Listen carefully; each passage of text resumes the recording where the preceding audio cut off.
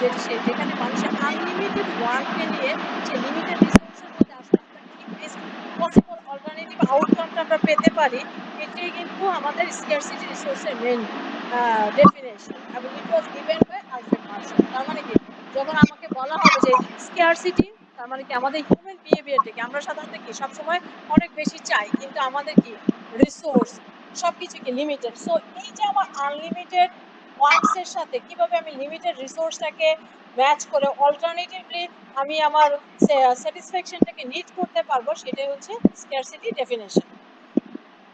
আর যখন আমরা বলবো যে গ্রোথ ডেফিনেশন, তখন আমরা ভাববো যে এটি অ্যাডমিনিস্ট্রেশন, কিভাবে আমি এই স্কার্স রিসোর্সের সাথে ইউজ করে study of the administration of scarce resources and the determination of income and employment is applicable even in water economy. যখন আমরা গ্রোথ ডেফিনেশনের কথা চিন্তা করব, তখন এই যে স্কার্স রিসোর্স, এটাকে আমি কিভাবে এমপ্লয়মেন্ট এবং ইনকামের মাধ্যমে আমি ইকোনমিতে একটা কোনো একটা ভ্যালু ক্রিয়েট করতে পারি, সেটাই হচ্ছে আমার গ্রোথ ডেফিনেশন, যেটা আমার বাটার ইকোনমির ক্ষেত্রে অ্যাপ্লিকেবল হবে।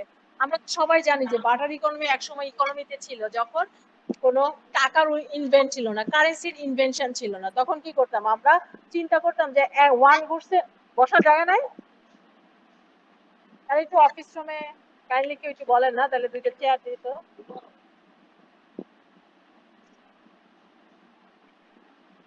তো কারণ শুধু দুইটা চেয়ার বলেন, ঠিক আছে। মানে এটা আমরা বলতে যাচ্ছি যে যখন বাটার ইকোনমিতে, তখন কি একজন মানুষ আরেকজনের নিড, কার কি দরকার সেটার জন্য তাকে অপেক্ষা করতে হতো, কারণ তখন তো কারেন্সি ছিল না। ধরেন আমার দরকার হচ্ছে খাবার, আর তার দরকার হচ্ছে ক্লোথ। যখন ফুডের সাথে ক্লোথ, এবং সেই ফুডটা কি আইটেম সেটাও কিন্তু খুব গুরুত্বপূর্ণ। তো তার যার ক্লোথ দরকার তাকে আইডেন্টিফাই করতে হতো যে আমার আসলে ফুডের যে পার্সনটা নিড তাকে বাই করতে হবে। তো তখন এই বাটার ইকোনমি, এই যে মানে ডিফিকাল্টিস, এই ডিফিকাল্টি থেকে বের হওয়ার পরেই কিন্তু আমাদের এই যে কারেন্সি নোটগুলির ইনভেনশন হয়েছে। কারণ তখন তো আমি আপনাকে চিনি না, আপনি আমাকে চিনেন না, আমি আমার যে নিড সেইটা স্যাটিসফ্যাকশন করার ডিপেন্ড করে আরেক ব্যক্তির নিডের উপরে। সো এই দুইটার মধ্যে ব্যাচ করাটা তখন খুবই ডিফিকাল্ট ছিল। এতটুকু তো বোঝা গেছে, ঠিক আছে। ইকোনমিক্স এর আরেকটা ডেফিনেশন হচ্ছে আমরা যেটাকে বলি ম্যানেজারাল ইকোনমিক্স। ম্যানেজারাল ইকোনমিক্সটা আসলে একটা managerial economics bridges the gap between the traditional economic theory and real business practices. আসলে ইকোনমিক্সে তো বিভিন্ন থিওরি আছে, কিন্তু ওই থিওরি কি আমরা আসলে বর্তমান পৃথিবীতে এই যে রিয়েল ওয়ার্ল্ডের যে প্র্যাকটিস সেটাকে ম্যাচ করে? সেটা কিন্তু ম্যাচ করে না। থিওরিটা অনেক আগে ছিল, থিওরিকে অ্যাপ্লাই করে আমরা আসলে রিয়েল বিজনেসে এটার মধ্যে থেকে কতটুকু আউট পেতে পারি, সেটাই হচ্ছে ম্যানেজারাল ইকোনমিক্স। হ্যাঁ, ম্যানেজারাল ইকোনমিক্সটা হচ্ছে আমার যে ট্র্যাডিশনাল ইকোনমিক থিওরি আছে এবং রিয়েল বিজনেসে যে প্র্যাকটিস আছে তার মধ্যে একটা সেতু বন্ধন, মানে তার মধ্যে একটা ব্রিজ তৈরি করা, যাতে আমি আমার ট্র্যাডিশনাল ইকোনমিক থিওরিটাকে ইউজ করে রিয়েল বিজনেস প্র্যাকটিসে এর অ্যাপ্লিকেশন করতে পারি। যে হচ্ছে managerial economics. It provides number of tools and techniques to enable the manager to become more competent to take decision in real and practical situation. যেটা আমি বললাম যে আমি কি করব, ইকোনমিক থিওরিক্যালি ইউজ করব এবং আমার রিয়েল বিজনেস প্র্যাকটিসে তার অ্যাপ্লিকেশন করার জন্য আমাকে যে টেকনিক্স এবং টুল, সেটা কি করে ম্যানেজারিয়াল ইকোনমিক্সে সাহায্য করে। ধরেন আপনি জানেন যে ইকোনমিক্সে বিভিন্ন থিওরি, কিন্তু বিজনেস ওয়ার্ল্ডে কি সিচুয়েশন দুই দিন পর পর চেঞ্জ হতে থাকে না? সো এই চেঞ্জিং সিচুয়েশনে আপনি কিভাবে ইকোনমিক্সের এই থিওরিগুলিকে অ্যাপ্লিকেশন করবেন, সেটার শিখায় কি আমার ম্যানেজারাল ইকোনমিক্স, ঠিক আছে। It serves as an integrating force to show the interaction between various area in which the firm operates. দেখবেন যে একটা অর্গানাইজেশনে যখন ম্যানেজার লেভেলের লোক থাকে, সে কি অ্যাকাউন্টস জানতে হয়, তাকে আইটি জানতে হয়, হিউম্যান রিসোর্স ম্যানেজমেন্ট, এই কাজগুলি কি তাকে করতে হয় না?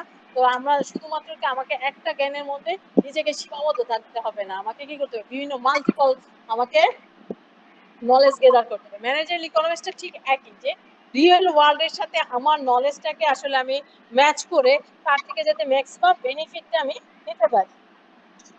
এবং অবজেক্টিভ হচ্ছে ম্যানেজারাল ইকোনমিক্সের হচ্ছে to analyse the economic problems. ইকোনমিতে আসলে কি কি প্রবলেম আছে সেটাকে হচ্ছে আমাকে অ্যানালাইজ করতে হবে, two integrate economic theory with business practices. আমার ইকোনমিতে যে থিওরিগুলি আছে সেগুলি আর কি করতে হবে, আমার বিজনেসে আসলে এর প্র্যাকটিসগুলি কি হচ্ছে সেটা আমাকে তার সাথে ম্যাচ করাতে হবে।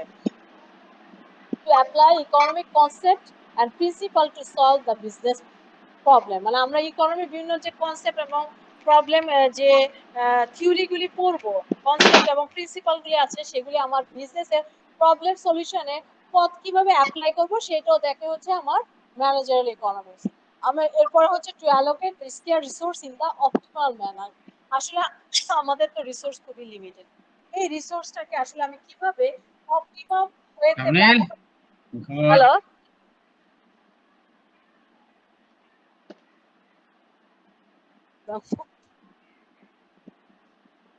হ্যালো শোনা যায় না? হ্যাঁ ম্যাম, শোনা যাচ্ছে তো। টু অ্যালোকেট স্টেজ এটা হচ্ছে ভার্চুয়াল, মানে মানে আপনি যদি অনলাইন অফলাইন ক্লাস নিতে গেলে এটা আসলে বোঝা যায় না যে ওই এন্ডে তারা কিছু শুনতে পাচ্ছে কিনা আর আমি যে বলতেছি ওইটা ওরা বুঝতে পারছে কিনা, এটা হচ্ছে একটা ম্যাডাম আমরা শুনতেছি, সমস্যা হচ্ছে না। আচ্ছা আচ্ছা। To allocate the scarce resource in the optimal manner, মানে আমার যে স্কেয়ার রিসোর্সটা আছে সেটা আমি আসলে অপটিমালি কিভাবে ইউজ করতে পারি সেটা কিন্তু আমার ম্যানেজারাল ইকোনমিক্স দেখায়। Make all round development of A farm, মানে আমার যে ফার্ম অথবা অর্গানাইজেশনে আমি কাজ করব অথবা তার তার জন্য কি কি ডেভেলপমেন্ট, এই ডিসিশন মেকিংও আমার ম্যানেজারাল ইকোনমিক্স সাহায্য করে to minimise the risk and uncertainty. কারণ কি আমাদের তো ইকোনমিতে সবসময় আনসার্টেনিটি বিরাজ করে না, তো এই আনসার্টেনিটি এবং বিভিন্ন রিস্ক যে আছে সেই রিস্কগুলিকেও কি করতে হবে মিনিমাইজেশন করার জন্য ম্যানেজারাল অবজেক্টিভ ইকোনমিক্সের একটা main objective plus uses to helps in demand and sales forecasting.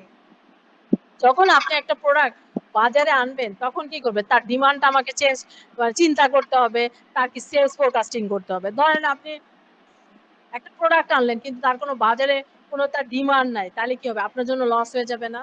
তো যে ম্যানেজার কোন একটা অর্গানাইজেশনে থাকে, যখন একটা ম্যানেজার পজিশন অথবা সিএফও পদে থাকে, সিএফওরা কি করে, সিএফওরা সবই করে, তারা একদিকে অ্যাকাউন্টিংও করে, পাশাপাশি কিন্তু তারা ডিসিশন মেকিং ও সাহায্য করে যে আসলে আমি যে প্রোডাক্টটা আনবো এই প্রোডাক্টটা আসলে বাজারে কতটুকু যাবে এবং এর সেল ফোরকাস্টিং কত, মানে ভবিষ্যতে এর সিচুয়েশন কি হতে পারে সেটাও কিন্তু আমাদের ম্যানেজারাল ইকোনমি মানে ম্যানেজারাল পজিশনে যারা থাকে তারা হচ্ছে এই বিষয়ে সাহায্য করে। To help in profit maximisation, organisation main উদ্দেশ্যটা কি, প্রফিট ম্যাক্সিমাইজেশন করা। কারণ ইকোনমিক্স কিন্তু কোনো ওয়েলফেয়ার না, এটা কি হচ্ছে সবসময় চাই হচ্ছে প্রফিট ম্যাক্সিমাইজেশন, সেটা যে অবস্থায় হোক না কেন। আপনি একটা অর্গানাইজেশনে চাকরি করেন, আপনাকে কেন নিয়োগ করা হয়েছে, নিয়োগ করা হয়েছে যাতে আপনি অর্গানাইজেশনটাকে প্রফিটেবল করতে পারেন। কারণ ওই অর্গানাইজেশন প্রফিটেবল না হলে কিন্তু আপনার আমার স্যালারি আসবে না। এটা কোনো সার্ভিস অর্গানাইজেশন না যেটা ধরেন ওয়েলফেয়ার ফান্ড থেকে টাকা এসে এসে চলে। যেগুলি অর্গানাইজেশনে আসলে আমরা চাকরি করি অথবা যে ম্যানুফ্যাকচারিং সবই কিন্তু হচ্ছে profit making organisation. So organisation যদি প্রফিট মেকিং না হয় তাহলে কি হবে, জব কাট হবে না, বেতন কি হবে, রিডিউস হবে। তাহলে কি হবে, দেখবেন যে আপনার সোশ্যাল ইকোনমিতে একটা কি হবে, ইমব্যালেন্সিং সিচুয়েশন হবে না। তাহলে কি হবে, বিভিন্ন অরাজকতা তৈরি হবে, চিন্তায় রাহাজানি, এইসব সমস্যার সমাধান মানে সিচুয়েশন গুলি অ্যারাইজ করবে। আচ্ছা, সেলফ ফোরকাস্টিং, ধরেন আপনি একটা অর্গানাইজেশনে কাজ করেন, আপনি কোন একটা প্রোডাক্ট বাজারে আনবেন, ঠিক আছে? তো ওই যে এই প্রোডাক্টের বাজারে কি মানে ডিমান্ড কি আছে এবং আগামী 5 বছরে এই প্রোডাক্টটা আসলে কতটুকু চাহিদা আছে সেটাকেই বলা হয় সেলস ফোরকাস্টিং। প্রাইসিংটা আসলে কি বাজারের সাথে সাথে, আমি যদি মনোপলি হই তাহলে প্রাইসিং স্ট্র্যাটেজিটা এক হবে, আর এই মার্কেটটা যদি হয় পারফেক্ট কম্পিটিশন, তখন যদি আপনি ধরেন বাজারে এই প্রোডাক্টটা বিক্রি হয় 5 টাকা, আপনি যদি এটা 7 টাকায় বিক্রি করতে চান তাহলে তো এটা বিক্রি হবে না, ঠিক আছে? সো ওই ক্ষেত্রে দেখতে হবে যে প্রোডাক্টটা কি এবং সেটা আপনি কোন লেভেলে পিপলের জন্য সিক্স। আসলে এখানে প্রোডাক্টের যখন আমরা প্রাইসিং করি সেগুলি ডিপেন্ড করে অনেকগুলি ফ্যাক্টর উপর। একটা হচ্ছে আপনি আসলে কোন গ্রুপ অফ সেগমেন্টের জন্য প্রাইসটা সেট করতেছে, এটাকে যে হাই এন্ড, মিড লেভেল ও লো ক্লাস অফ পিপল।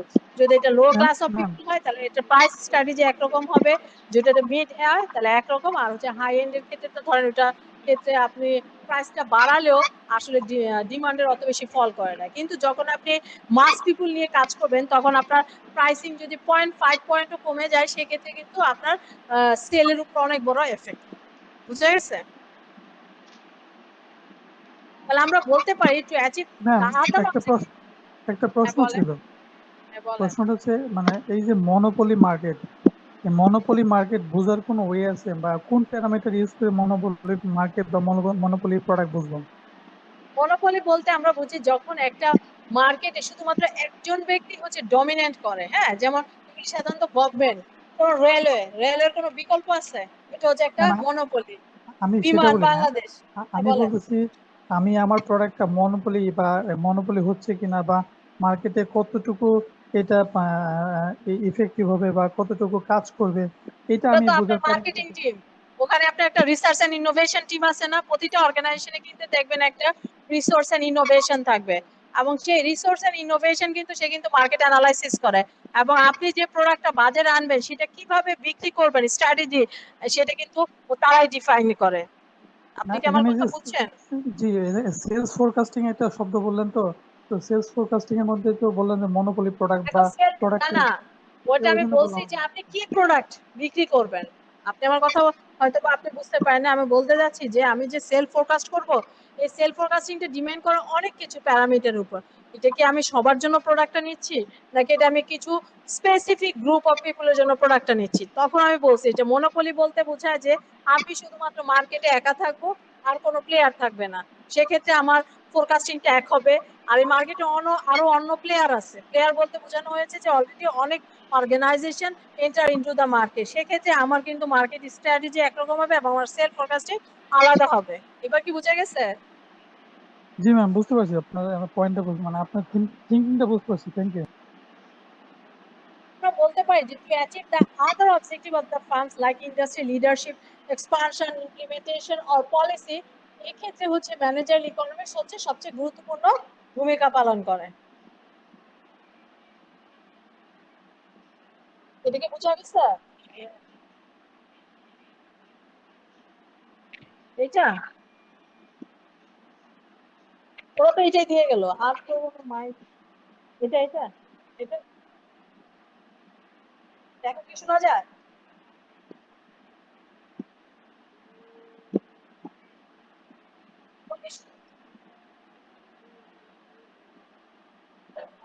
দিয়ে গেল তো।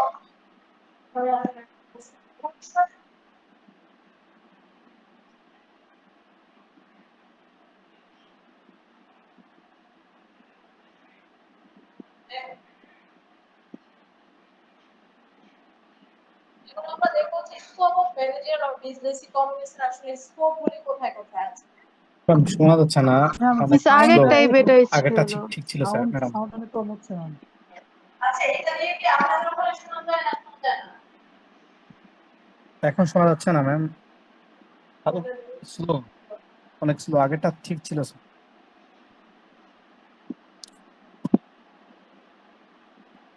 দেখেন তো এখন শোনা যায়? এখন জি ম্যাম, এখন ঠিক আছে। ম্যাম এখন এখন clear. Okay okay. Manager economics এর স্কোপটা হচ্ছে বিজনেস ইকোনমিক্স এর চেয়ে অনেক বেশি। It's much wider than the scope of business economics. Manager ইকোনমিক্সটা আমার ডিল করে decision problem of both business and non business অর্গানাইজেশনের ক্ষেত্রে। ম্যানেজার ইকোনমিক্সটা কি করে? সে dealing with the decision problems of both business and non business organisation. কিন্তু বিজনেস ইকোনমিক্স ডিল করে শুধুমাত্র প্রবলেম অফ বিজনেস অর্গানাইজেশন। ঠিক আছে, তার মানে আমরা যখন ম্যানেজার ইকোনমিক্স এর কথা বলবো তখন সে যে জিনিসগুলি ডিল করে সেটা হচ্ছে decision problem of both business and non business organisation. আর বিজনেস ইকোনমিক্স ডিল করে অনলি অফ বিজনেস অর্গানাইজেশনের সে প্রবলেমগুলিকে ডিল করে। হ্যাঁ, managerial economics giving the solution to the problem of non-profit organization like school, hospital, এগুলি করে। কিন্তু বিজনেস ইকোনমিক্স কি করে? সে gives solution to the problem of business unit or profit oriented unit। মানে আমরা যখন ম্যানেজারিয়াল ইকোনমিক্স এর কথা বলবো সে কি করবে? বিভিন্ন প্রবলেমের সলিউশন দিবে, যেটা নন প্রফিট অর্গানাইজেশন, যেমন আমরা স্কুল, হসপিটাল, যেগুলি আসলে মানুষের সোশ্যাল ওয়েলফেয়ার করার জন্য করে সেটা। আর যখন আমরা বিজনেস ইকোনমিক্স এর কথা বলবো তখন সে সলিউশন দিয়ে থাকে সাধারণত বিজনেস ইউনিট, এবং যেগুলি প্রফিট ওরিয়েন্টেড অর্গানাইজেশন তাদের কি করে? সে বিভিন্ন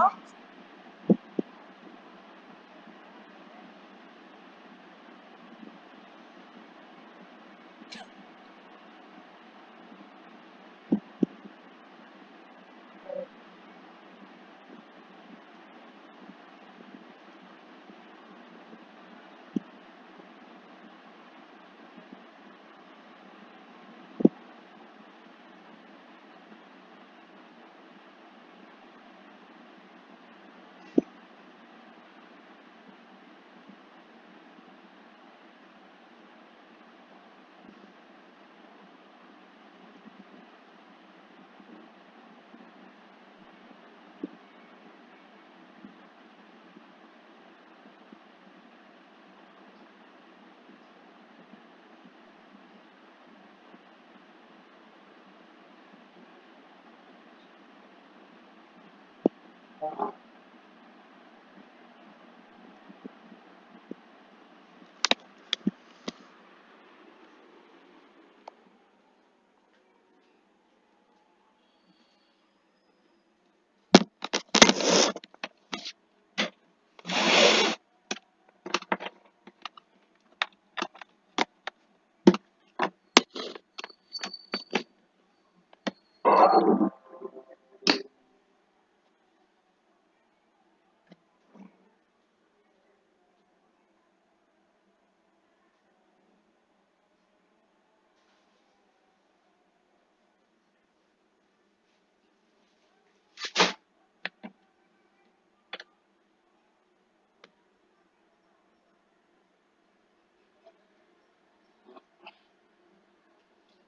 আমরা যখন ম্যানেজারাল ইকোনমিক্স এবং বিজনেস ইকোনমিক্স এর স্কোপ নিয়ে কথা বলছিলাম, তখন আমি বলেছিলাম যে আমাদের আসলে ম্যানেজারাল ইকোনমিক্স এর স্কোপটা হচ্ছে বিজনেস ইকোনমিক্স এর চেয়ে অনেক বেশি ওয়াইডার। কারণ ম্যানেজারাল ইকোনমিক্স সে কি করে, সে dealing with decision problem of both organisational and non organisational, whereas the business economics deals only with the problem হচ্ছে আমার বিজনেস অর্গানাইজেশনের ক্ষেত্রে। এবং ম্যানেজারাল ইকোনমিক্স এ কি করে, সে profit solution to the problem of non-profit organization, যেটা স্কুল, হসপিটাল, বিভিন্ন welfare organisation, যেখানে বিজনেস ইকোনমিক্স কি করে আমার সলিউশন দেয় the problem of a business unit or profit oriented ইউনিটের জন্য। তাহলে আমরা কি দেখতে পাচ্ছি, আমরা দেখতে যাচ্ছি যে ম্যানেজারাল ইকোনমিক্স এর স্কোপটা অথবা সে তার ডিলিংটা হচ্ছিল ফার এন্ড ফার ওয়াইডার দেন আমার হচ্ছে business economics.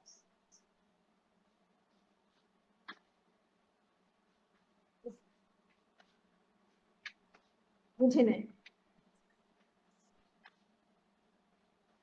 Example, business organisation হচ্ছে ধরেন আপনি ব্যাংক বলতে পারেন, বিভিন্ন ম্যানুফ্যাকচারিং অর্গানাইজেশন গুলি বলতে পারেন, এগুলি হচ্ছে আমার প্রফিট মেকিং অর্গানাইজেশন। হ্যাঁ, আর যখন আপনি হসপিটালের কথা বলবেন, যখন স্কুলের কথা বলবেন, যেমন যে আইসিএবি, এটা হচ্ছে নন প্রফিট অর্গানাইজেশন, ঠিক আছে, আইসিএবি।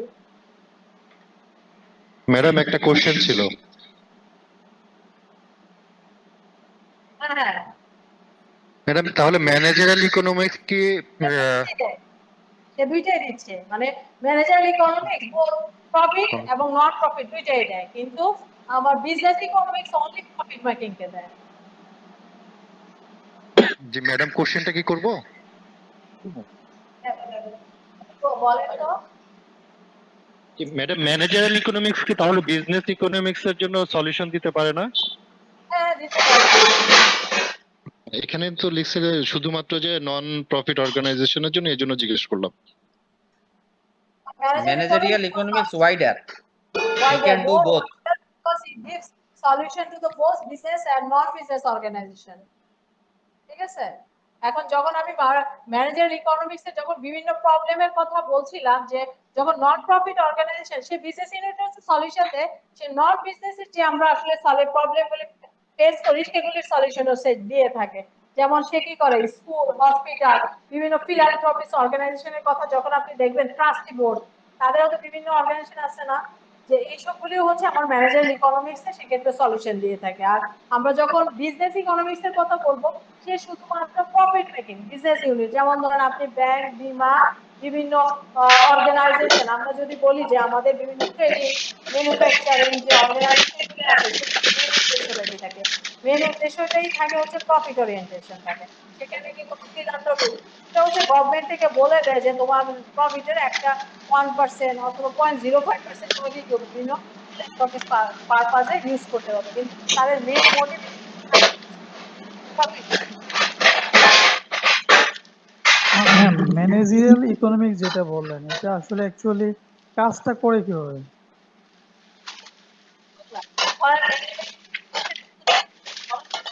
বলা হচ্ছে যে আমরা আসলে দুইটা পার্টি দেখি, ইকোনমিক্স এর ওয়েলথ ম্যাক্সিমাইজেশন, এখন যেটা করতেছে বিফোর ওয়েলফেয়ার ম্যাক্সিমাইজেশন আপনাকে করতে হবে, ঠিক আছে। ম্যানেজার ওয়েলফেয়ার ম্যাক্সিমাইজেশন প্লাস হচ্ছে আপনার প্রফিট ম্যাক্সিমাইজেশন, দুইটাই হচ্ছে ম্যানেজারাল ইকোনমিক্স এর মেইন থিম।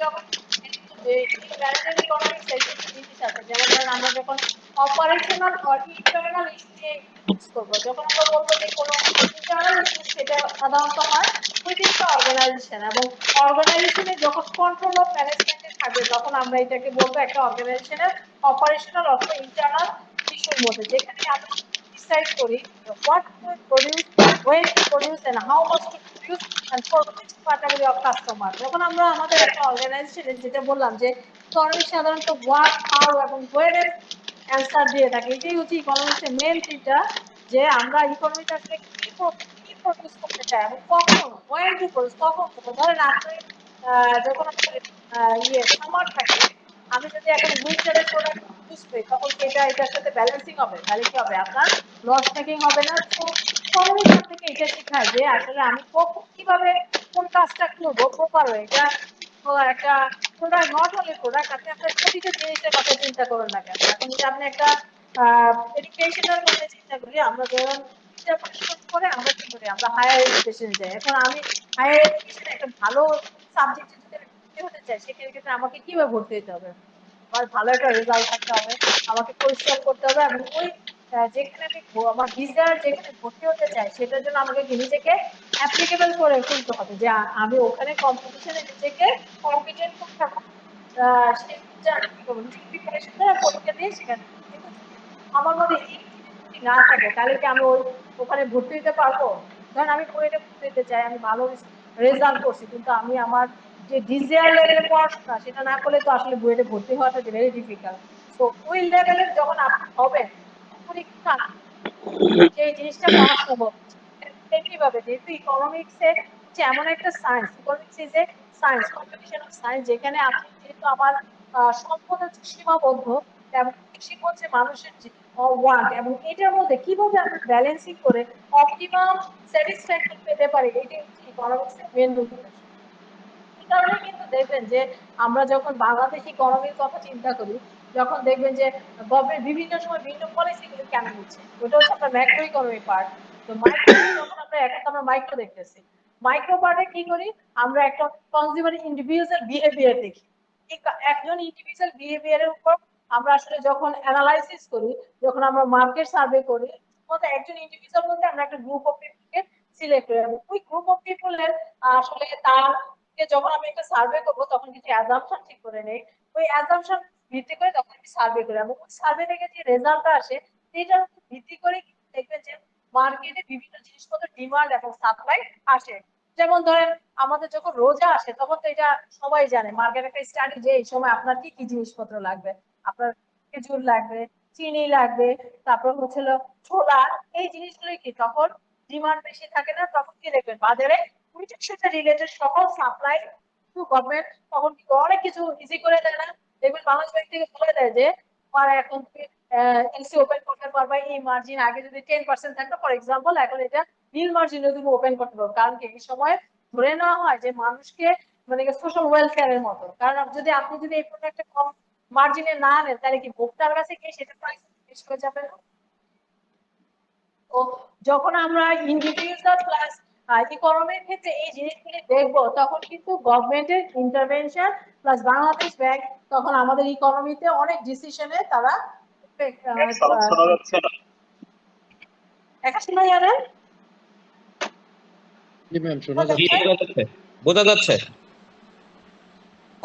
Continue ma'am. এরপরে হচ্ছে ডিমান্ড অ্যানালাইসিস এবং ফোরকাস্টিং। আমরা আসলে কি করি? ডিমান্ড অ্যানালাইসিসটা আপনার সাথে কিভাবে করতে? Demand hello, the demand for the farm products would change in response to change in price, consumer income and his taste. ধরেন একজন আমাদের কি কনজিউমারের কিন্তু ইনকামের সাথে কিন্তু সবকিছু রিলেটেড না। এখন ধরেন আগে আপনি 10,000 টাকা ইনকাম করতেন, আজকে হঠাৎ করে দেখা গেছে ইকোনমিক অবস্থা খারাপ হয়ে গেল, তখন আপনার বেতন কি যেমন 10,000 টাকা থেকে যদি 8,000 টাকায় চলে আসে তখন কি হবে? আগে আপনি যে জিনিসটা বাই করতেন আজকে সেটা করতে পারবেন, তখন আপনি কি করবেন? কোয়ান্টিটি কমাই নেবেন, এবং যেটা আপনার টপ প্রায়োরিটি বেসিক জিনিস সেটা কি করবো? আমরা পারচেস করবো না। তার মানে কি আমাদের যখন মানুষের ডিমান্ড ডিপেন্ড করে হচ্ছে প্রাইসের উপরে। ধরেন একটা কম্পারেটিভ যদি আমরা প্রাইসের কথা চিন্তা করি, আগে যদি সেটা দাম থাকে হচ্ছে 5 টাকা, হঠাৎ করে যদি সেই মার্কেট প্রাইস 6 টাকা হয়ে যায়, তখন আমাদের কি হবে? আমরা কোয়ান্টিটি কমাই দেই না? কি করে? কারণ আমার তো ইনকাম বাড়ে নাই, কিন্তু প্রাইস বেড়ে গেছে। সেটাতে আমি কি করবো? আমার পারচেসিং পাওয়ারটা কমাই দেবো। ঠিক আছে? তো এভাবে করে মানে কি কি ফ্যাক্টর প্রাইসের যে চেঞ্জটা সেটা কনজিউমার ইনকাম এবং টেস্ট। ধরেন আমরা যদি আপনি একটা খুব হাই এন্ড প্রোডাক্ট মানে কাস্টমার হন, আপনার হচ্ছে টেস্ট, আপনার ইনকাম কোনো বিষয় না, কারণ কি আপনার কাছে অ্যাভেলেবেল ফান্ড আছে, কিন্তু টেস্ট আপনার প্রেফারেন্স, সেক্ষেত্রেও কিন্তু কিছুই শুনতে পাচ্ছি না, একেবারে কিছুই শুনতে পাচ্ছি না। মানে অনেক ঝামেলা দুইটা তো হ্যাঁ, মানে আমরা তো শুনতে পাচ্ছি ভাই, আপনার আমরা তো নেটওয়ার্ক শুনতে প্রবলেম পাচ্ছি। নাকি? আমরা সবাই শুনতে আমরা পাচ্ছি ভাই, শুনতে আপনি পাচ্ছি। ক্লোজ করে আবার নতুন করে ওপেন করেন। Ma'am continue ma'am.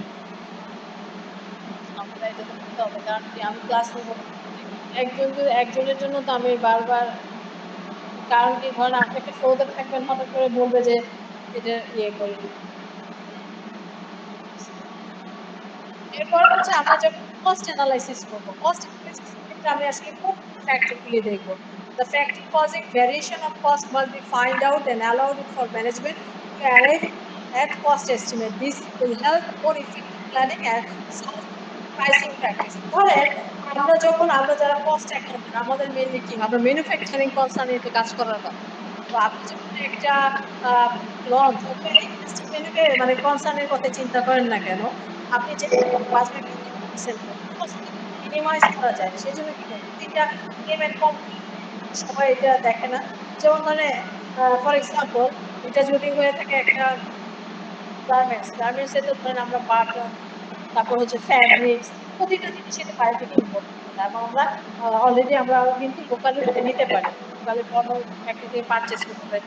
So quick cost analysis, ধর বাইরে থেকে না আরেক বাইরে থেকে আমাকে কম দেয়, সেটা আমি অ্যানালাইসিস করি না। এটাই হচ্ছে আমার কস্ট অ্যানালাইসিস, যে আমি আসলে ওখান থেকে মাল নিয়ে আমি আমার ডেলিভারি করতে কস্টটা মিনিমাইজ হয়, সেটা কি করে ম্যানেজার ইকোনমিক্সই কিন্তু দেখে। ঠিক আছে? যখন আপনাকে একটা সিএফও, আপনি একটা কস্ট অ্যাকাউন্টেন্ট ফার্মে একজন অ্যাকাউন্টেন্ট হিসেবে আছেন, তখন কিন্তু আপনার যে মালিক সে চাবে যে আপনি যাতে তাকে প্রফিটটা বেশি দেন, এবং আপনি যে প্রতিটা প্রোডাক্ট, যে প্রোডাক্টটা বিক্রি করে আমি আমার প্রফিট আর্ন করবো, তার কস্টটা যেন মিনিমাইজ হয়, যে তার কম্পোনেন্ট যে আছে সেটা যেন মোর এফিশিয়েন্টলি ইউজ করে আপনাকে ম্যাক্সিমাম বেনিফিট দেয়, বাট কস্টটা কি হয় মিনিমাম থাকে। এরপর হচ্ছে pricing decision, the first step to profit which depends upon the correctness of pricing decision. এখন একটা ফার্মে কিন্তু প্রফিট তখনই হবে যদি আপনি প্রাইস যে ফিক্স করছেন সেটা ঠিক আছে কিনা। ঠিক আছে? ধরেন আপনি চিন্তা করেন যে আমাদের কম্পিউটার গুলির কথা না, মোবাইল ফোনের কথা চিন্তা করি, একসময় আমরা কি নোকিয়ার বাটন ফোন খুব বাজারে ছিল না, খুব বেশি। এখন কি আমরা নোকিয়াকে দেখতে পারি? কারণ কি, সে তার ফিচার গুলি নতুনত্ব আনে না, এবং প্রাইসিং এও কিন্তু সেগুলি হেরফের করে। কিন্তু মার্কেটে দেখেন, আপনি যদি অ্যাপেলের পরে কিন্তু স্যামসাং কিন্তু অলরেডি মার্কেট কেন ধরছে? কারণ হচ্ছে সে প্রাইসিং দেখছে, এবং কনজিউমারের টেস্টের সাথে সাথে সাথে সে তার প্রোডাক্টের ফিচারগুলো চেঞ্জ করছে না। সো আপনি একটা ফার্মে চাকরি করেন, আপনি যখন একটা প্রোডাক্টের অথবা যে কোনো জিনিসের প্রাইসিং ডিপেন্ড নিবেন, তখন আপনি কি দেখবেন যে এটা কি আসলে অ্যাপ্লিকেবল কিনা। ধরেন আমরা যারা ব্যাংকিং এ দেখবেন যে বিভিন্ন প্রোডাক্টের প্রাইসিং করে না, ডিপোজিটের একটা প্রোডাক্ট থাকে, প্রাইসিং থাকে, একটা লেন্ডিং এর প্রাইস থাকে। তো যখন আমরা লেন্ডিং এর প্রাইসটা ডিটারমাইন করি, তখন আমরা কি দেখি যে আমার ব্যাংকের কস্ট অফ ফান্ড কত আছে। আর এই কস্ট অফ ফান্ড গুলি কিভাবে ডিপেন্ড করে? এটা ডিপেন্ড করে হচ্ছে ওই ব্যাংকের আসলে তার কারেন্ট অ্যাকাউন্টে কতটুকু ফান্ড আছে, এফডিআর পোর্শনে কতটুকু আছে, এসএনডি অ্যাকাউন্টে, এবং তার রেট অফ ইন্টারেস্ট কত দেয়। এখন কোনো কাস্টমার তার ক্রেডিট অ্যাকাউন্টে তাহলে তার কস্টটা বেশি হবে না, কারণ এটা লো কস্ট, কোনো ইন্টারেস্ট দিতে হয় না। কিন্তু যেই ব্যাংকের ধরেন তার কারেন্ট অ্যাকাউন্টে ব্যালেন্সের খুবই কম, কিন্তু তার এফডিআর অ্যামাউন্ট অনেক বেশি, তো সে যখন ফান্ডিং করবে তার কি কস্ট ফান্ডে বেশি হবে না? এবং সে যখন লেন করবে, তখন ধরেন ডাচ বাংলা ব্যাংক যে লোনটা 10-এ ফর এক্সাম্পল দিতে পারবে, এখন ধরেন মধুমতি ব্যাংক কি 10-এ দিতে পারবে? তার কি কস্ট অফ ফান্ড বেশি হবে না? সো এরকমই প্রাইসিংটা হচ্ছে খুব বেশি more important for any organisation determine to make profit. তো আমি যখন একটা অর্গানাইজেশনে কাজ করব, তখন আমাকে কি দেখতে হবে যে আমি আসলে কোন কন্ডিশনে কাজ করতেছি, আমার সিচুয়েশন কি আছে, এবং ওই সিচুয়েশনে আমি আসলে ম্যাক্সিমাম বেনিফিট কত পেতে পারবো, সেটা আমাকে দেখতে হবে। এরপর হ্যাঁ হচ্ছে ম্যাম ক্যাপিটাল। একটা প্রশ্ন হ্যাঁ করা যাবে? বলেন। ম্যাম এখানে যে পরে করলে কস্ট মনে হয় ভালো হয়, আচ্ছা বলেন। আচ্ছা ঠিক আছে ম্যাম, পরে কথা বলি। The pricing is an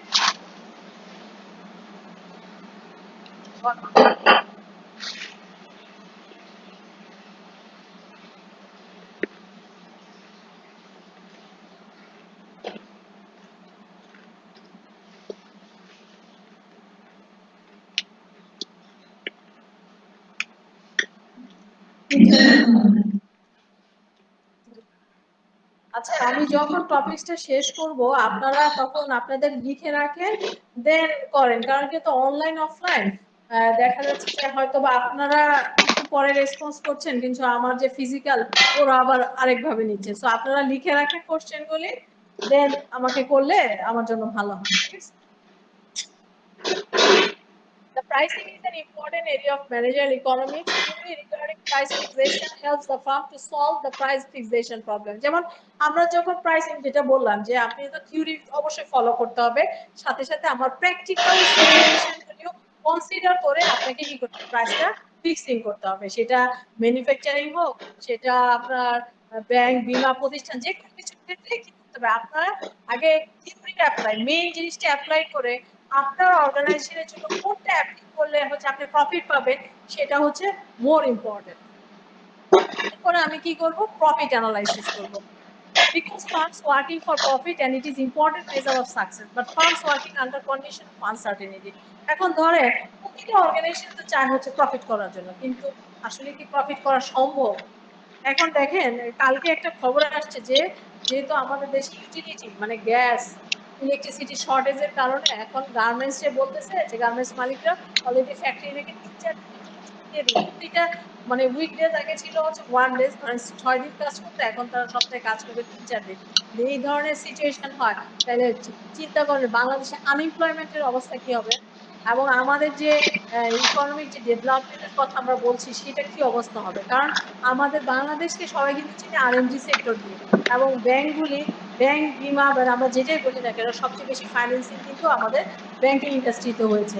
কিন্তু যদি আমাদের এই যে ইউটিলিটির সমস্যা যদি সমাধান না হয়, তাহলে আমাদের যে ম্যানুফ্যাকচারাররা আছে তাদের পক্ষে কিন্তু সার্ভাইভ করাটা ডিফিকাল্ট হবে।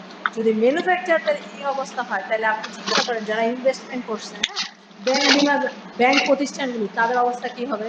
আর যদি এই অবস্থা চলতে থাকে, তাহলে হবে কি, বাংলাদেশে এমনি কান্ট্রি রেটিং অলরেডি ফল করছে, আনসার্টেনিটিতে চলে গেছে। সো বিদেশি কোনো ব্যাংক বাংলাদেশে কিন্তু ক্রেডিট লাইন দিতে চাচ্ছে না, এবং ক্রেডিট লাইন দিলেও তারা high rate of interest charge করতেছে। কারণ কি, তাদের মধ্যে একটা আনসার্টেনিটি, যে কোনো সময় যে কোনো কিছু ঘটনা ঘটে যেতে পারে। সো এই যে বাংলাদেশের রিসেন্ট যে সিচুয়েশন, এটা কি সম্পূর্ণ আনসার্টেন। আমরা আসলে বলতে পারছি না যে আগামী আমাদের এই সমস্যাগুলির সমাধান কিভাবে হবে। যদি আপনি গ্যাস ঠিকভাবে দিতে না পারেন, তাহলে ইউটিলিটি ঠিকভাবে দিতে না পারেন, তাহলে হচ্ছে যেসব ম্যানুফ্যাকচারিং কনসার্ন গুলো আছে সেগুলি সার্ভাইভ করবে। আর ট্রেডিং বিজনেস তো কোনো বিজনেস না, ওটা দিয়ে কি হচ্ছে, আপনি আনতেছেন আর এটা জাস্ট, কিন্তু যারা ট্রেডিং তারাও তো বিক্রি করতেছে কোনো ম্যানুফ্যাকচারার অথবা আমি আপনার মতো ভোক্তা, কিন্তু আমার যদি চাকরি না থাকে আমি কই থেকে এটা মানে এই জিনিস পারচেজ, মানে কি আমাদের এটা একটা সাপ্লাই চেইন। কিন্তু যদি একটা সেক্টরে কোনো ধরনের এন্টার মানে বাধাগ্রস্ত হয়, তাহলে একটাও কিন্তু এফেক্টেড হইতে থাকে। যেমন ধরেন আমরা যদি চিন্তা করি যে এখন আমাদের ইকোনমিক সিচুয়েশন কত বেশি ভালো না, দেখবেন যে আমাদের যারা হচ্ছে পড়াশোনা করে এখন চাকরি পায় না, দেখবেন যে রিক্সা $20 ইনকাম, এখন চিন্তা করেন এক একজনের নাকি 40-50 লক্ষ টাকা ইনকাম।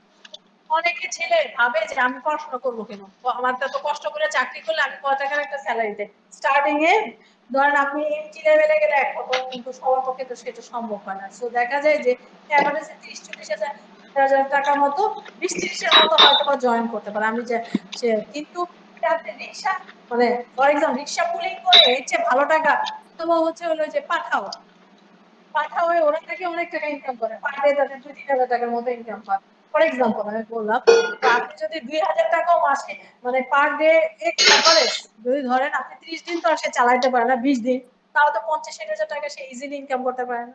সো এটা কি তার জন্য ইজি? এখন মানুষই দেখে, এখন মানুষ আর আগের মতো পরিশ্রম করতে চায় না। সে কি চায়? শর্ট রানে কিভাবে অল্প সময়ে মানে ইনকাম করতে চায়, এবং সাথে সবকিছু সব শর্টকাট। মানে আগে যে মানুষের কি ছিল যে আমি আসলে জিনিসটা শিখবো, ওখান থেকে আসলে আমি একটা ভালো একটা আউটপুট। এখন না, এখন শর্টকাটে আসলে কিভাবে সমস্যার সমাধান করা যায়। যেটা দেখবেন যে যারা আসলে পড়াশোনা করতেছে ওরা ডিমোটিভেট হয়ে যাচ্ছে, কারণ কি চাকরি তো পাওয়া যাইতেছে না। কারণ হচ্ছে হলো সরকারি আর কয়টা চাকরি আছে, যদি জেনারেশন তো ওরকম হচ্ছে না। কারণ কি ইকোনমিতে তো ইমপ্রুভমেন্ট নাই, ইনফ্রাস্ট্রাকচার ডেভেলপমেন্ট না হলে আপনার এমপ্লয়মেন্ট জেনারেশন হবে কিভাবে? ঠিক আছে, আমি ধরেন বলতেছি যে আমার এতগুলি সিএ ফার্ম দরকার, এই যে সিএ গুলি বের হবে, যদি ওরকম স্টুডেন্ট না হয় তাহলে তার পক্ষে কেউ কিন্তু একটা ভালো ফার্মে কাজ করতে পারবে না। ঠিক আছে, তো সেই জন্য আমরা যেটা শিখবো সেটা যেন আমরা ভালো প্রপারলি শিখি, এবং সেটার জন্য আমরা অ্যাপ্লিকেশন করতে পারি। এটাই হচ্ছে আসলে মেইন। এইখানে আমি ধরেন আপনাদেরকে পড়ায় যাবো, কিন্তু আপনি বাসায় গিয়ে না করেন তাহলে কিন্তু লিঙ্ক করতে পারবেন না। দেখা যাবে যে বলতে থাকে যে স্টুডেন্টরা সাদা পড়ায় না, কিন্তু আপনি যদি, এটা তো টিচার জাস্ট ডেলিভারি দেয়, এখানে তো আর টিচারদের পক্ষে আপনাকে প্রতিটা জিনিস ধরায় দেওয়া তো তার পক্ষে সম্ভব না। সে কি করবে? একটা ওভারঅল সামারি আপনাকে বলে যাবে যে আপনি দেন হচ্ছে আপনার পক্ষে এটা কি সুবিধা হবে, ইজিলি হয়ে যাবে। আমাদের শুরুতে অন্যরকম ছিল, ধরেন এখন তো ধরেন অনেক পাওয়ার পয়েন্ট এটা সেটা হতো, কিন্তু আগে তো টিচার এরকম ছিল না। আগে তো ধরেন আমরা হচ্ছে ব্ল্যাকবোর্ড, আমরা যখন ক্লাস করতাম তখন ব্ল্যাকবোর্ডের টিচাররা এসে চলে যেত। ঠিক আছে, এখন তো ধরেন অনেক কিছু যে মানে সিস্টেমের সাথে সব ডিজিটালাইজেশন, সবাই ইন্টারাকশন করতে পারে। আগে তো আমরা টিচারদের মানে ইন্টারাকশন করার কথা চিন্তাই করতাম না, এখন তো সবাই হোয়াটসঅ্যাপে কোথায় পাওয়া যাবে আমরা আসলে আমাদের জানবো অনেক এখন আগে যারা আমরা করতে এসেছিলাম, আমি তো আর ক্লাসে আসতে পারতাম না, কিন্তু এখন মানুষ অনলাইনেও সব করতে পারতেছে। তো এটা একটা সুবিধা না? মানে এক জায়গা থেকে আরেক জায়গায় চলে গেলাম। এরপরে আমরা কি দেখবো? প্রফিট অ্যানালাইসিস এর পরে থাকবে capital budgeting. The business manager has to take very important decision regarding the first capital investment. যখন একটা বিজনেস ক্যাপিটাল ইনভেস্টমেন্ট করে সেক্ষেত্রে কিন্তু খুব ইম্পর্টেন্ট ডিসিশন নিতে হয়, কারণ আমি একটা এত ক্যাপিটাল বেশি আনবো, সেখান থেকে আসলে কতটুকু সেলস বাড়বে যেটা দিয়ে আমি আমার ব্যাংকের ইন্টারেস্ট প্লাস হচ্ছে আমি প্রফিট জেনারেট করতে পারবো। ঠিক আছে, সো যখন একটা কোম্পানি এক্সপানশনে যায় অথবা হচ্ছে সে রিপ্লেসমেন্ট করে, সেক্ষেত্রে তাকে ক্যাপিটাল বাজেটিংটা খুব ইম্পর্টেন্টলি করতে হয়।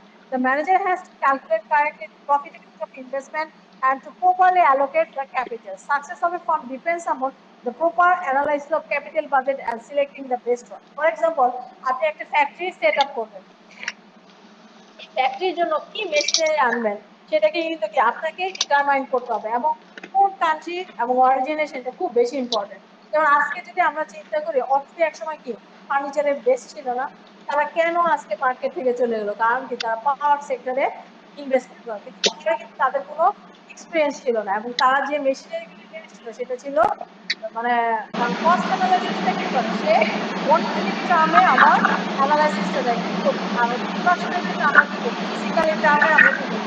সেটাকে কনভার্ট করি। ধরেন আপনি প্রোডাকশন কোনো একটা মেশিনারিজ এর থেকে বিশাল একটা প্রোডাকশন হয়, কিন্তু কোনো একটা ট্রেন ইউনিট প্রোডাকশন, এটা ফিজিক্যাল ইউনিট, যখন আপনি এটা কস্টিং এ কনভার্ট করবেন এটা মনিটারি হবে না?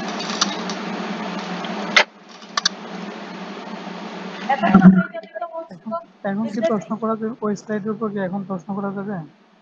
একটু পরে করেন।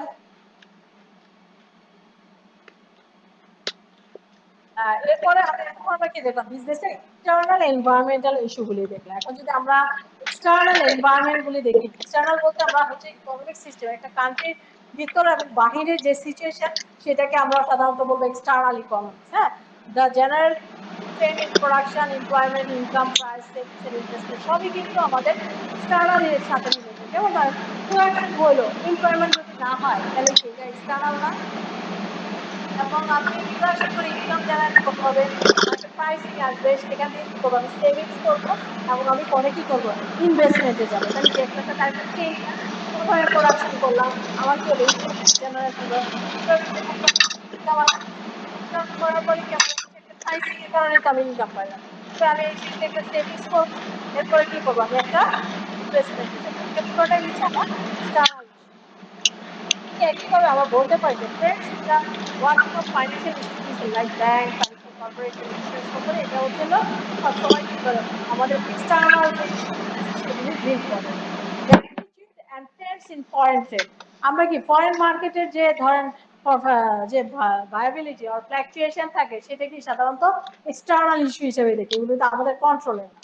যেমন ধরেন ডলারের প্রাইস বাড়বে কি কমবে, এটা তো আপনি আমি বলতে পারবো না, কারণ এগুলো আদার ফ্যাক্টরের উপরে ডিপেন্ড করে। ঠিক আছে, trend in labour and capital market, এখন লেবার মার্কেটটাও কিন্তু আমাদের কন্ট্রোলে নাই। কারণ আপনি একটা আমরা যদি এখন চিন্তা করি ইন্ডাস্ট্রিয়াল এরিয়াতে বিভিন্ন গভর্নমেন্ট আরো বিভিন্ন ইন্ডাস্ট্রিয়াল এরিয়া করতেছে, কারণ কি ওই জায়গায় সে লেবার অ্যাভেলেবিলিটি প্লাস ইউটিলিটি থেকে আরম্ভ করে ইনফ্রাস্ট্রাকচার সব ফ্যাসিলিটি সে ওই এলাকায় অ্যাভেলেবেল করতেছে, কারণ কি যাতে ওই এলাকায় যে ইন্ডাস্ট্রি জোন গড়ে উঠতেছে তার পাশাপাশি যাতে ইকোনমিক বা সোশিও ইকোনমিক ডেভেলপমেন্ট হয় সেই জন্য কিন্তু সে চেষ্টা করতেছে। কারণ দেখবেন যে গাজীপুর ওই জায়গায় কি গার্মেন্টস সবচেয়ে বেশি ফ্যাক্টরি না কেন, ওখানে লেবার খুব অ্যাভেলেবেল পাওয়া যায়, যেটা আপনি এখন এলিফ্যান্ট রোডে কি পাওয়া যাবে অথবা নিউ মার্কেটে, এটা সম্ভব না।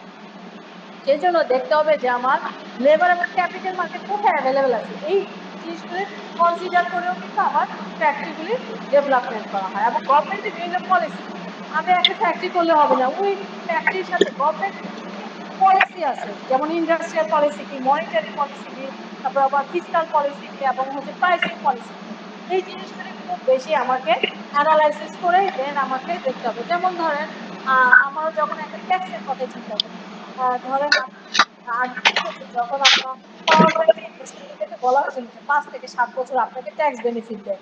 তো যখন আপনাকে ইনভেস্টমেন্ট করবেন আপনি তো প্রথমে চিন্তা করতে হবে যে আমি যখন একজন নিউ ইনভেস্টর হিসেবে যাব আমি আসলে কি বেনিফিটটা পাবো, এটা একটা বিষয়। এবং ওইখানে ইন্ডাস্ট্রি পলিসিগুলি কি কি আছে, আমাকে কি কি রিকোয়ারমেন্টস ফুলফিল করতে হবে সেটা আমাকে দেখতে হবে। এবং আমি যে করবো এটার ফলে কি ধরনের মানে আমার ইন্টারনাল এন্ড এক্সটার্নাল কি ফ্যাক্টর আমাকে এফেক্ট করতে পারে সেটা আমাকে দেখতে হবে। এখন কিন্তু শুধুমাত্র প্রফিট মেকিং না, আপনাকে দেখতে হবে কি গভর্নেন্স দেখতে হবে এবং এনভায়রনমেন্ট এবং সোশ্যাল ফ্যাক্টরকে সবচেয়ে বেশি মানে এফেক্ট করতে মানে কনসিডার করতে হবে। কারণ যদি এনভায়রনমেন্ট না বাঁচে তাহলে আপনি ইন্ডাস্ট্রি দিয়ে কি করবেন।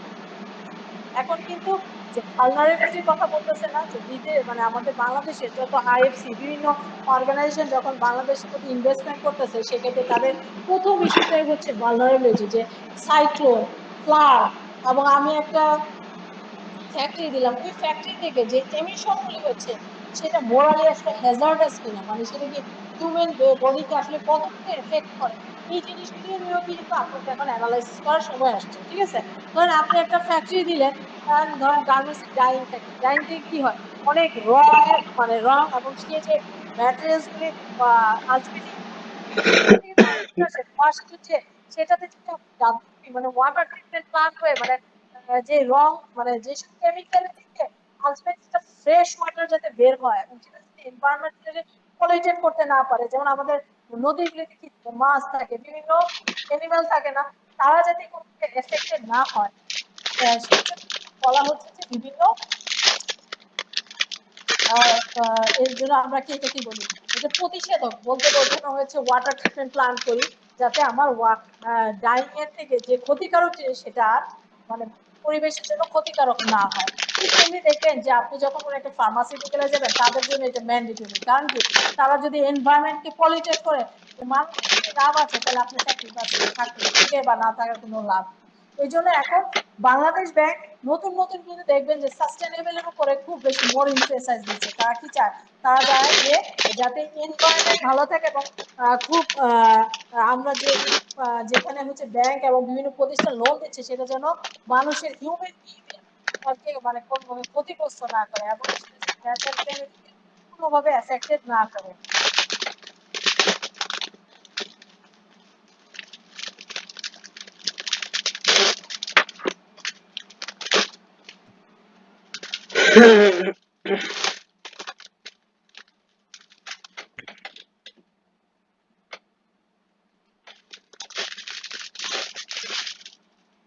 হচ্ছে আমরা আসলে দেখলাম যে আমাদের ইন্টারনাল এন্ড এক্সটার্নাল ফ্যাক্টর আমরা দেখবো যে ইকোনমিক্স এর ডেফিনেশনের কথা বলা হয়েছে, একটা হচ্ছে পজিটিভ ইকোনমিক্স আর একটা হচ্ছে নরমেটিভ ইকোনমিক্স।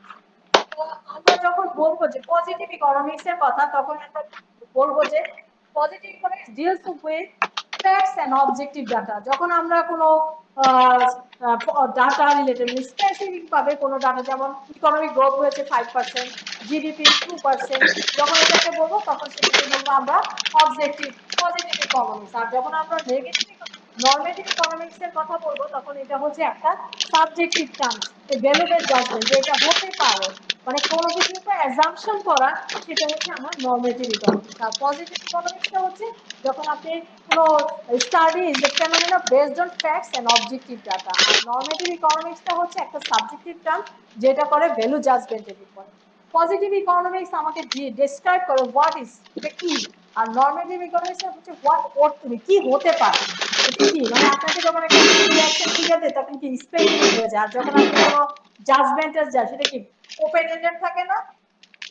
তার মানে কি পজিটিভ ইকোনমিক্সটা হচ্ছে অনেকটা আপনাকে স্পেসিফাই করে দেয়, আর নরমেটিভ ইকোনমিক্সটা স্পেসিফিক না, যা value judgement. Normative economics cut tax in half to increase disposable income level. Normative economics সাধারণত বলা হয় যে আমরা যদি ট্যাক্সটাকে কাট করি তাহলে আমাদের কি হবে, আমাদের ডিসপোজেবল ইনকাম বাড়তে পারে। পজিটিভ ইকোনমিক্স হচ্ছে টেনজিবল, যেটা আমরা ধরতে পারি। So anything that can be sustained with the facts such as the inflation rate, unemployment rate, housing rate, এগুলি হচ্ছে আমার হচ্ছে পজিটিভ ইকোনমিক্স। আর নরমেটিভ ইকোনমিক্স হচ্ছে হতে পারে, মানে আপনি সঠিকভাবে কোনো প্রশ্নের সরাসরি কোনো অ্যান্সার নেই, যেটার উপর আপনাকে অনেক কিছু অ্যাজাম্পশন করে ফিক্স করতে হয়, সেটা হচ্ছে আমার নরমেটিভ ইকোনমিক্স। যদি আমরা এটা এভাবে দেখি তাহলে আমরা বলতে পারি যে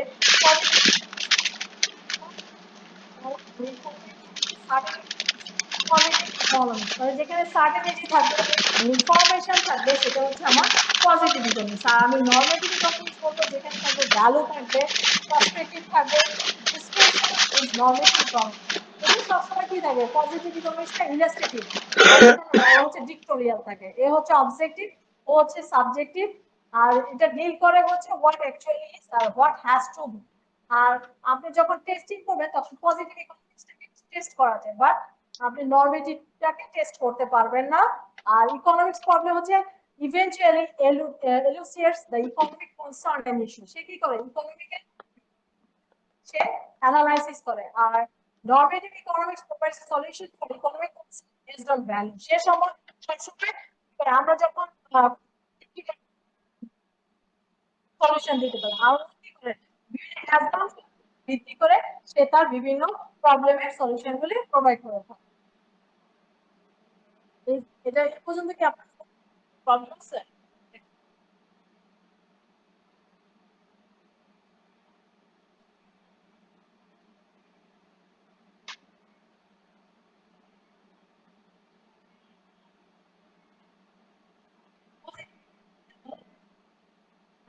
জানেন ফিক্সড জিডিপি কত, 5%, এমপ্লয়মেন্ট কত পার্সেন্ট গ্রোথ হচ্ছে, ফর এক্সাম্পল যে আপনি যদি বলে যে বা এমপ্লয়মেন্ট রেটটা কত, 5%, জিডিপি আছে 6% বলতে পারছি, এখানে কি আছে যে আমরা চিন্তা করি যে আমাদের পজিটিভ একটা হচ্ছে নরমেটিভ। পজিটিভে আপনাকে সবসময় ফিগারের কথা বলতে, ফ্যাক্টস এন্ড ফিগার থাকবে, বলেই দিবে যে এটা 5% গ্রোথ করলে পারে, ঠিক আছে। কারণ আপনার যদি পারে তাহলে আপনি, আর নরমেটিভ হচ্ছে অ্যাজাম্পশন, অ্যাজাম্পশনের উপর ভিত্তি করে যে সিচুয়েশন হতে পারে, তো এখানে তো ম্যাডাম ফিক্স করে বলে আপনার দিচ্ছে। ভয়েসটা কেটে কেটে আসতেছে ম্যাম, ক্লিয়ার না। হ্যাঁ, এই জন্য আমি বলতে পারি যে আপনি অনেক সময় ও একটা ডিসিশন দিল, সে আবার তার সাবজেক্টিভ জাজমেন্ট ইউজ করে সেও কিন্তু ডিসিশন নিতে পারে, তাহলে আমরা বলতে পারি যে একটা আরেকটা ফিগার কানেক্টেড, মানে ও কিন্তু একটা ইউজ করে না, কারণ কি ওর কাছে হচ্ছে ফ্যাক্টস এন্ড ফিগার, আর ও কি করে বিভিন্ন অ্যাজাম্পশন করে সে তার ডিসিশন করে।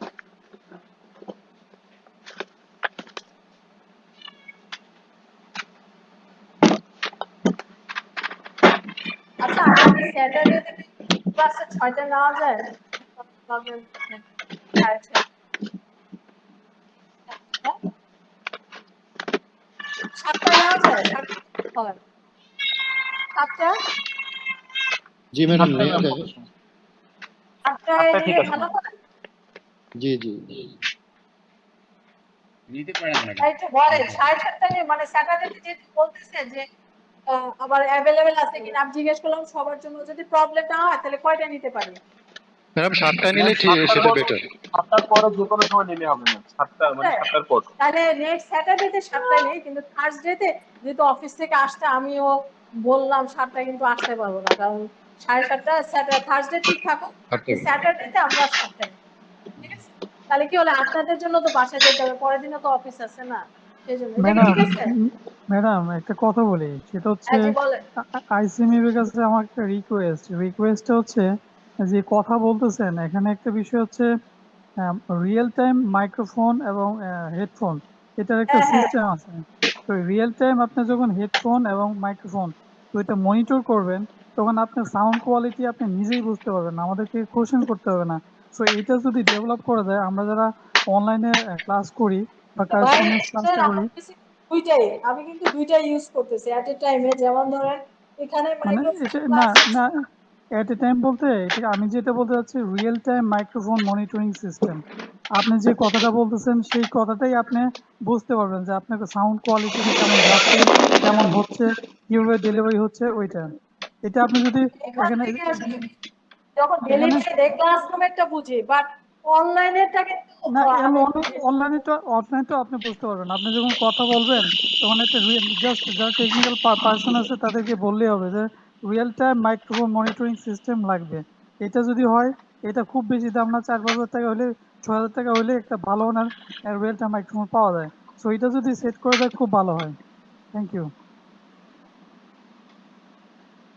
তাহলে নেক্সট স্যাটারডেতে আমরা হচ্ছে 7টায়, ঠিক আছে, কিন্তু স্যাটারডে থার্সডেতে আমরা 7:30। হ্যাঁ ঠিক আছে, মানে তো মানে আবার পরে বলবে যে না ম্যাডাম 7:30। 7টা কি ঠিক আছে সবার জন্য? তাহলে আমি ওই যে নিচে ঠিক অফিসে আছে।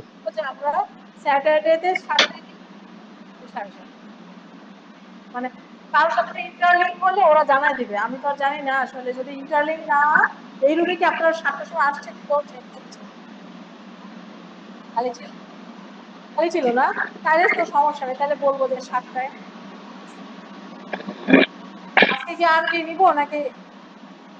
আচ্ছা ঠিক আছে। ম্যাম শেষ করার আগে আমার কিছু প্রশ্ন আছে, কিন্তু শেষ করে একটু আচ্ছা প্রশ্ন তাহলে আমরা নেবেন। এখন বলি যে in economy scarcity is the idea that resources are limited related to people's want, যেটা আমি বললাম যে ইকোনমিক্সে আসলে আমরা যে জিনিসটা ডিল কি করি সেটা হচ্ছে কি লিমিটেড রিসোর্স বাট ওয়ান্টস আর কি কি বলো আনলিমিটেড। This না বলো কি that will help people মানে to নিচে understand how to make না choice দেখবে with resources. এখানে না এই পাশে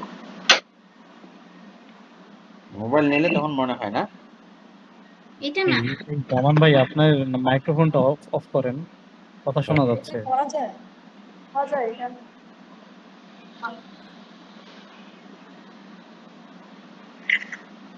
আমাদের তো মিউট এখান থেকে আমি করতে পারি। জি ম্যাডাম কন্টিনিউ করেন। এখান থেকে কেউ আসে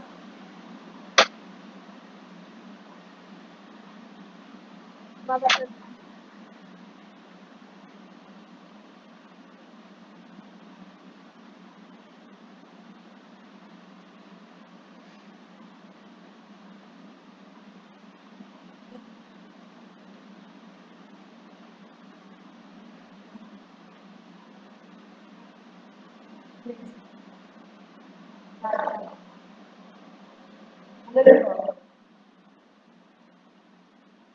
নাই থাকা নাই।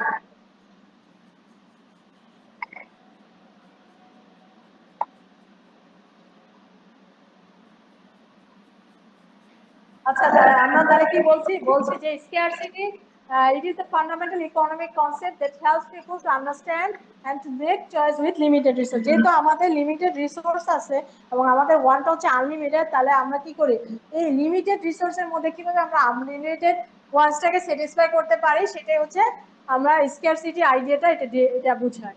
means that the demand for a goods or service is greater than the availability of goods and services.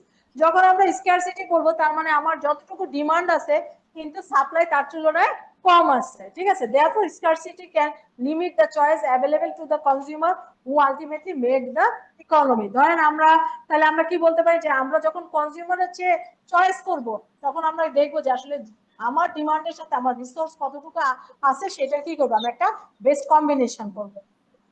তাহলে আমরা বলতে পারি যে scarcity is result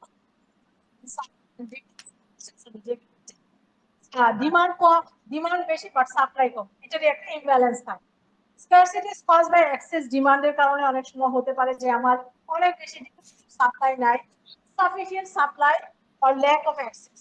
It can also be the result of natural resource limitation or purposeful business strategy. অনেক সময় থাকে না যে দেখবেন যে আমাদের বিভিন্ন ঈদের সময়, রোজার সময় এটা কি করে বিজনেসম্যানরা স্ট্র্যাটেজিক্যালি তারা কি করে বিভিন্ন কিছু শর্টেজ তৈরি করে, কারণ স্কারসিটি হয়, কিন্তু ওটা কিন্তু আসলে ইকোনমিক্যাল স্কারসিটি না, এটা হচ্ছে পারপাসফুল, ঠিক আছে? Only some buy a BMW, this is not an example of scarcity. যেমন high end product scarcity কারণ তৈরি করা হয়েছে class people's জন্য। This is because the car price is the determination for some people and not for that not enough vehicles product for everyone to be able to buy. ব্র্যান্ডের product থাকে যদি সবাই কিনতে পারবে না, রেঞ্জ রোভার সরকার কিনেছে একটা এটা বলতে আমরা বুঝবো না যেটা স্কারসিটি হচ্ছে বিকজ অফ এবং হচ্ছে ওই একটা গ্রুপ অফ পিপলের জন্য ওই প্রোডাক্টটা তৈরি করেছে এবং শুধুমাত্র ওই গ্রুপ অফ কতজন আছে এবং ওই গ্রুপে পার্সেন্টেজ বিলং করে সেই অনুযায়ী কিন্তু প্রোডাক্টটাকে ডিজাইন করা হয়েছে। কিন্তু যখন আমরা নরমাল গুডস এর কথা বলবো তখন কিন্তু আমরা সেটাকে বলবো স্কারসিটি। যখন আমরা লাক্সারিয়াস গুডস কিছু স্পেসিফিক গুডস এর কথা বলবো তখন সেটাকে আমরা স্কারসিটি বলবো না, ঠিক আছে? কারো কোনো কোশ্চেন বলেন? ম্যাডাম প্রশ্ন তো অনেক আছে। যেটা স্পেসিফিক সেটা বলেন, মানে যেটা আসলে রিলেভেন্ট। অনেক কোশ্চেন থাকবে যেটা আসলে আমার পক্ষে সম্ভব সেটা বলেন। এই যে ম্যাম আমরা যেহেতু আপনি ব্যাংকার ম্যাম, সেহেতু ব্যাংকের ইস্যুটাই বলি, দুইটা ইস্যু বলি। একটা ইস্যু হচ্ছে আরএমজি সেক্টরে যে আমরা ব্যাংকিং খাতে আপনারা ব্যাংক নর্মালি লোনগুলো দিয়ে দেন, দেখা যায় এটা আনসার্টেন পিরিয়ডে বা কন্ডিশনের মধ্যে থাকে। এটা থেকে মানে সলিউশনটা কি, এটা হলো একটা ইস্যু। সেকেন্ড ইস্যু হচ্ছে বাংলাদেশ কেন অনলি এই আরএনজি সেক্টরই পড়ে আছে, আদার্স কোনো সোর্স বা আদার্স কোনো সাইট বা আদার্স কোনো ইন্ডাস্ট্রি কেন এটা অল্টারনেটিভ সলিউশন করতেছে না? কারণ এটা আরো অনেক অল্টারনেটিভ বেটার সলিউশন আছে, তো এগুলো কেন যাচ্ছে না? প্রবলেমটা কোথায়?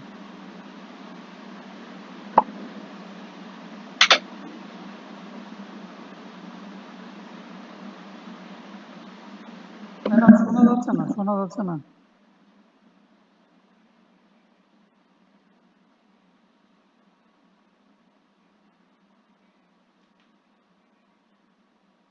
ম্যাডাম শোনা যাচ্ছে না।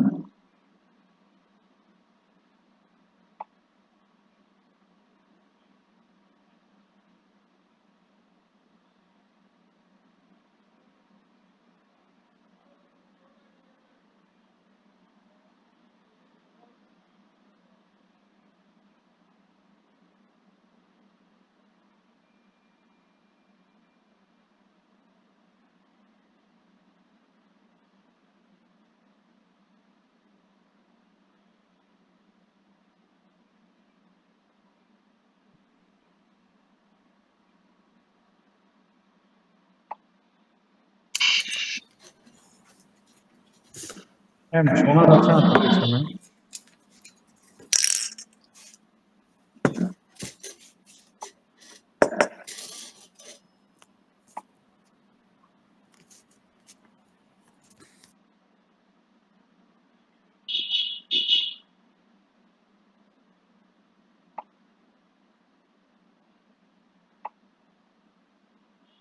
কথা আসে না।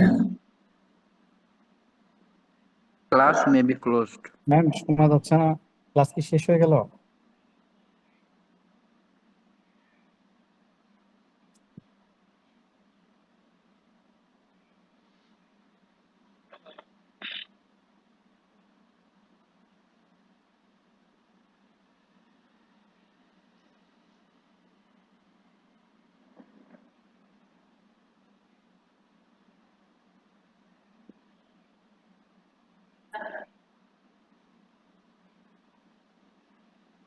ক্লাস শেষ করে ফেলছে, জানেন কেউ?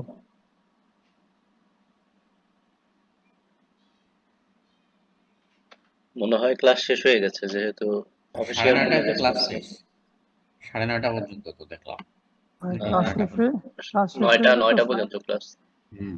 ক্লাসটা স্লাইড তো সরাসরি ভাবে থাকতো তো না, শেষ হওয়ার কথা না। স্লাইড তো তো finish স্লাইড না, তো ম্যাডাম মনে হয় কথা বলছে, আমরা শুনতে পাচ্ছি না। স্লাইড দেখা যাচ্ছে তো, ক্লাস আছে, সমস্যা নাই। শেষ।